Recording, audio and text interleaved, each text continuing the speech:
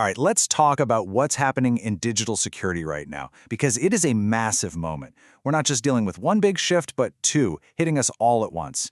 The first is this regulatory tsunami that's already on our shores. And the other, a technological hurricane that's gathering steam just over the horizon. So, yeah, let's get into it. And that really brings us to the big question you have to be asking yourself. Are your defenses built for the way things were, or are they ready for what's coming? Because the rules of the game have completely changed, and the very foundations of our security are about to face a test like never before. So, here's how we're going to break it all down. First, we'll look at the new landscape of risk. That means the EU's new rules and that quantum threat I mentioned. Then, we'll get into the solutions for right now and for the future. And finally, we'll talk about how you can actually flip this entire challenge into a major business advantage. Okay, let's start with the problem that's right on our doorstep. These new regulations coming out of the European Union, they aren't just gentle suggestions. Nope, they are strict, serious mandates with some very real consequences, and they are forcing companies to rethink everything about their security like yesterday. First up is the NIS2 directive. Now, its main goal is to protect the EU's critical infrastructure. But here's what you really have to pay attention to, the scope. This isn't just about power grids anymore. We're talking about everything from aviation and agriculture to retail and, this is the kicker, managed IT service providers. So what does that mean? It means even if you're not one of those sectors, if your clients are, guess what? These rules now apply to you too. And then you've got DORA. That's the Digital Operational Resilience Act. This one is completely zeroed in on the financial industry. It's demanding hard proof of resilience. We're talking things like mandatory, rigorous penetration testing, and it goes into full effect in January 2025. Yeah, the clock is definitely ticking on this one. So, you might be wondering, what's the real difference between the two? Well, think of it like this. NIS2 is kind of like a wide shield, designed to protect a whole bunch of different critical sectors all across the EU. DORA, on the other hand, is more like a specialized suit of armor, custom-built just to keep the financial system up and running, no matter what gets thrown at it. And this number? Okay, this is where things get really, really serious. This is the minimum penalty for not complying with the NIS2 directive. The fine is either 10 million euros or it's 2% of your company's entire global revenue, and they'll pick whichever one is higher. The takeaway here is crystal clear. Ignoring this isn't just a risk, it's a potentially massive financial blow. So that's the regulatory wave that's already hitting. Now, let's turn our attention to that technological hurricane forming out at sea, the one that could literally shatter the encryption that underpins our entire digital world. You know, the experts are predicting that within the next 5, maybe 10 years, a whole new class of machine is going to become a reality. It's called a cryptographically relevant quantum computer, or a CRQC. And its main job? To crack the very encryption that right now protects everything from your bank account to top-secret government data. And look, this isn't some far-off sci-fi plot. This quote from security experts really drives home how serious this is. They're not talking about a small glitch or a bug. They are using the word collapse, a potential collapse of our entire crypto infrastructure. The threat is that fundamental.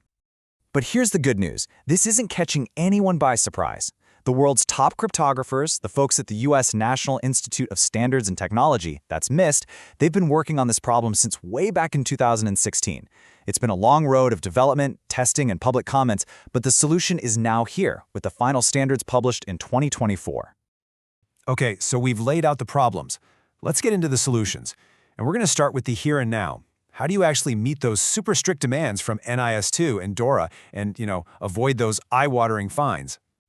Well, a big part of the answer comes down to one choice: hardware versus software encryption. The difference is pretty stark. Software-based encryption, it can literally be wiped out just by reformatting a drive, and it's often an easy target for common password cracking tools. Hardware encryption, though, that's a different beast. It's a closed, self-contained system. It's baked right in, making it way more robust and a whole lot tougher to break. So, how can you be sure your hardware encryption is actually good enough? You look for this certification.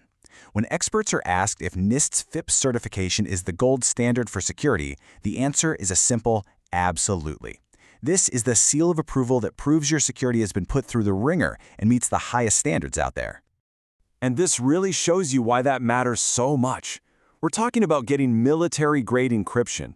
It defends against someone physically messing with your devices. And most importantly for this conversation, it gives you hard proof that you're compliant when the regulators come knocking. This is exactly what they're looking for with NIST 2 and DORA. All right, so we've covered how to fortify the present. Now let's shift gears and talk about securing the future. How do we get ready for the day those quantum computers finally boot up? Well, this is where all that work from NIST pays off. So to fight back against this future quantum threat, NIST has officially released 3 brand new standards for something called post-quantum cryptography, or PQC. These are the new rules of the road, the new algorithms built from scratch to be safe from attacks by both regular computers and quantum computers. Now, I know what you're thinking. The names of these standards can look a little intense, but let's just use some simple analogies to break it down.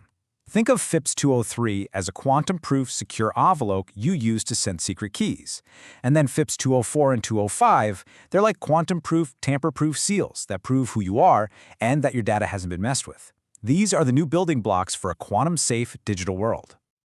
Okay, we've talked through the problems, and we've talked through the solutions. But I want to finish up by looking at this whole thing from a different angle. Because this isn't just about playing defense anymore. This is about offense. This is about turning what feels like a burden into a genuine business opportunity. Because here's the bottom line. Being able to prove that you meet the absolute highest security and data protection standards isn't just a box to check on a compliance form anymore. It's become a key that unlocks the door to huge contracts with governments and big companies that simply can't afford to risk working with an insecure partner. And this lays out the path perfectly. It starts with step 1. You master today's compliance rules with things like FIPS-certified hardware. Step 2. That builds real, verifiable trust with your customers and partners.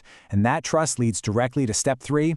You start winning those major contracts that your competitors, the ones who didn't take this seriously, can't even get in the room for. So we'll leave you with this final thought. The role of security has fundamentally changed. It's not just a cost center anymore. It's not just about preventing bad things from happening. It's now about creating value. So the question every organization has to ask is security going to be your biggest risk, or are you going to make it your greatest opportunity?